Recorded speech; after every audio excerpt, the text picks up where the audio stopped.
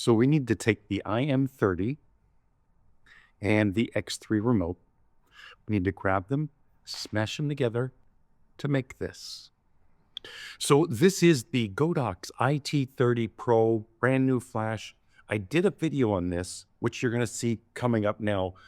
I wasn't going to do an intro. I was going to go right into the video like I've been doing.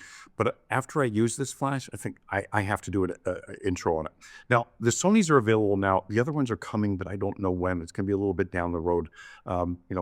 Maybe a couple weeks, maybe a couple months. Who knows? Fingers crossed. But get in and order them, pre-order them, because these are going to go fast. The Fuji EFX20s I love, but they're $400 or $500 used. These replace it without question, hands down. Now, it's a plastic build, not like the metal build on the Fuji one. It doesn't matter. It's really well built. They have the wide angle flip switch here. It's a little rough, but it works. The touchscreen works fine. You just have to get used to little things on here. Some of the icons are like a little different. Like there's a little square box, which is supposed to be the flash. And, if it's going out, it's transmitting. If it's coming in, it's receiving. Yeah, this is a full X3 transmitter built in with the i30 flash, all in one. It's fantastic. Now, I'm going to shut up and get to the shoot so you can actually get to see this because it's pretty special. And I really couldn't wait to share this with you. So I just wanted to give you a really quick close-up of this flash and how it looks on the camera. It's a little bit bigger than the IM30, obviously, because they have so much pump, packed in here. But it's really nice, and the screen is big enough to use. Well, for most people, it's bigger than the X3, but it is a little quirky. You just have to learn how to use it and how to push different things. Once you learn that, it's easy. To navigate it. But that's with everything. But it does work fine. There's no issues with the touchscreen. I do love this thing. And the flash is, it's solid, except for this switch here that, puts the wide angle diffuser in front of it. Like, it's stiff. This one thing is just, it drives me crazy on this flash. It's not a deal breaker or anything, but you have to know it's there. And here's the other thing, being able to control this from the camera, I love this. Anyway, now let's get into the shoot and see how this thing does. This one here, it's a plastic flash, but with all the features packed into this thing, and it's $79, not $400 or $500. I love this thing. Now, this is my very first shoot with it. I wanted this to come before I went to Korea because I was going to use it in Korea, but they just couldn't get it to me in time. I think the Sony is the only one available now, but the other cameras are going to be available soon for Nikon and Fuji and whatever else they're making it for. But that's not coming for probably a month and a half. But if you have a Sony, you can get these now. And I'll leave the link in the description. Don't hesitate. Just get it or pre-order it. You're going to love this flash. So again, not only is it a flash, it is a transmitter. It is touchscreen. It's just a pleasure. I can't even tell you. Now, here's the thing. I have the X3 in my pocket. I do use it later in the shoot. I'll show you. But the touchscreen, I wouldn't care if it didn't have touchscreen, but it has a bunch of features that I really like for that transmitter part and for controlling the flash. I do like it, but I like controlling it better with the camera anyway, so that doesn't bother me. And you have to get used to the touchscreen because when I was using it as a transmitter for flashes, I would tap it and it was like, it's not doing anything. But doesn't it work when I'm trying to adjust something? I pressed and held it and the box around the A group turned orange and then I was able to adjust it. But it just takes a little bit of getting used to. After that, it's fine. Now, I just zoomed in on that photo really quick because I had a little bit of red eye. You're going to get red eye once in a while with a flash on camera. Be prepared for that, and especially in darker situations. Now, at the end of the video, I'm going to show you a little piece of the event that we were at here. It was for Marvel and Walt Disney. They did a collab event for the Fantastic Four movie coming out. And I'll just show you a couple from that. But if it's a lighter situation, if you're in a lighter area, you're less likely to get red eye because the pupils aren't big. But if you're in a darker situation where pupils are open really wide, it's more likely that you're going to get red eye. And depending on which way they're looking, if they're looking directly into the camera, you're squared off, you're really going to get red eye. So you just have to be prepared for that and watch out for that. Other than that, it's fine. The power of the flash is great. I didn't have any issue with that. And I'll show you that because I did some wide. I want to show you this really quick. I wanted to do that foreground kind of thing. This isn't the best image, but I just saw this and I thought, let me just show you the foreground thing and what I would do in this situation. So obviously the black bag was blown out because it was closer to the camera and the flash is on the camera. So I'm just going to switch to the X3. Jesus, my kid is just enjoyable. So I'm switching to the X3 and then taking this thing off camera and just hand holding it.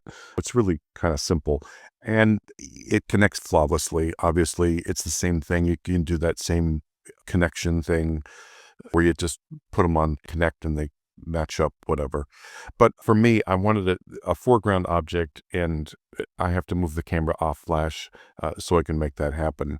This is me turning the flash into a receiver versus a transmitter. Again, it's touch button. That little icon doesn't, you have to really look at that because the little icon has the flash going into the flash, which means it's a receiver, and out of the flash, which means it's a transmitter. So again, little things you have to get used to and learn about the flash before you use it. And I'm doing this live while I'm shooting.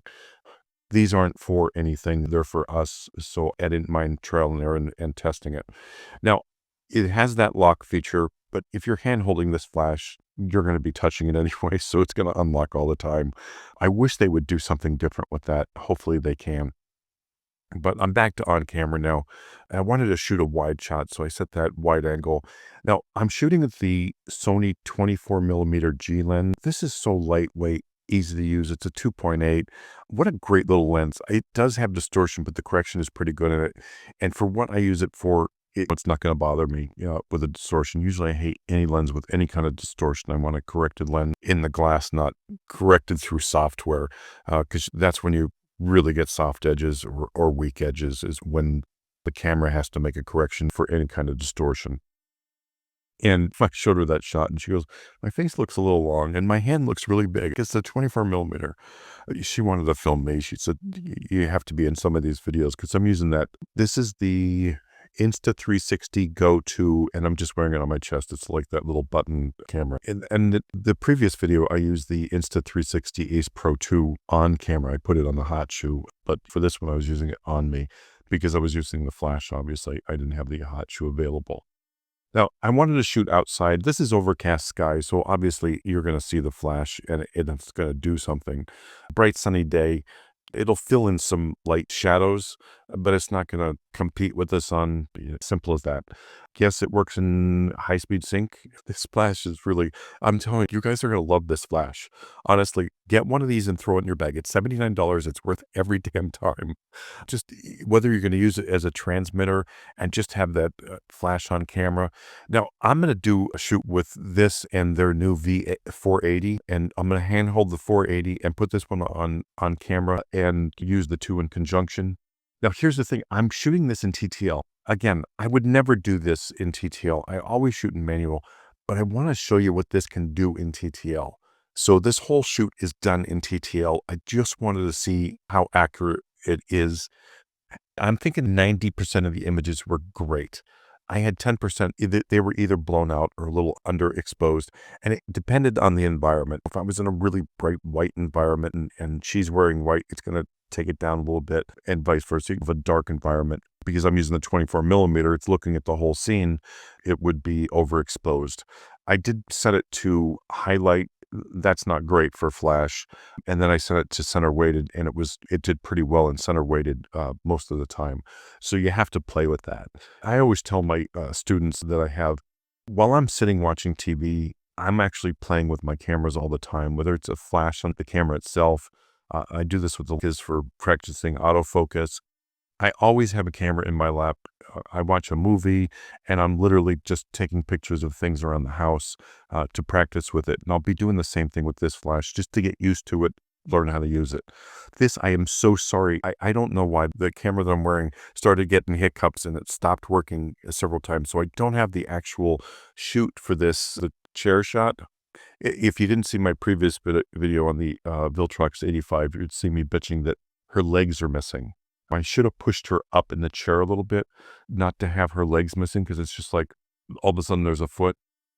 This image would have been so beautiful if I just pushed her up a little bit and saw a little bit of that leg going all the way down without cutting it off.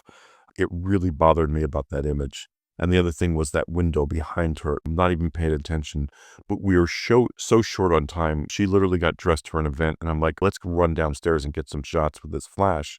And the time was really tight. So, and I apologize for the video. There's some just quirky spots.